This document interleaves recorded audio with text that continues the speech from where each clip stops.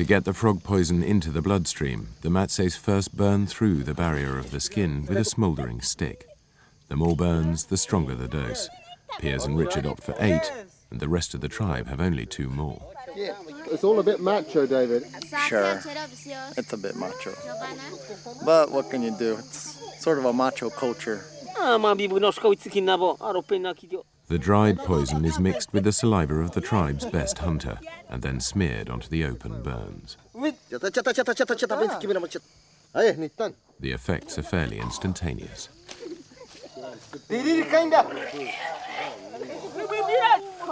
Oh, you can tell it's a poison. Oh, my heart is starting to beat.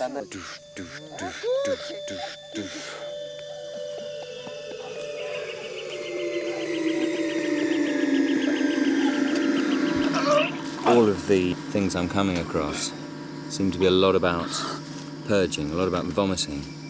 Take something in, heave it out again, and it seems to be something to do with heaving out not just the poison that you've taken, but also getting rid of bad energies, generally cleansing your system to make you stronger. Mr. Toad's wild ride.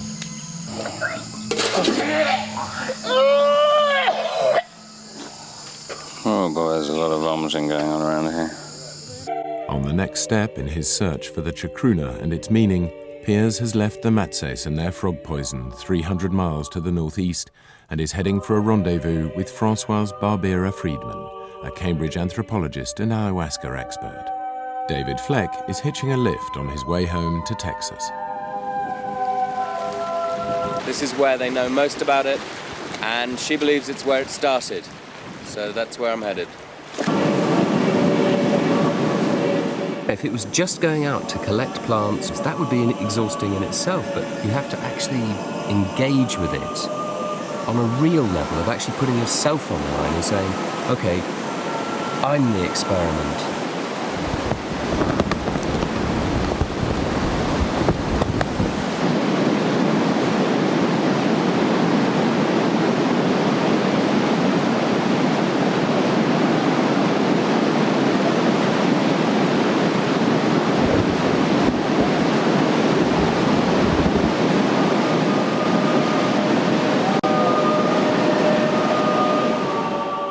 It does feel like quite an odyssey, quite a up against it expedition.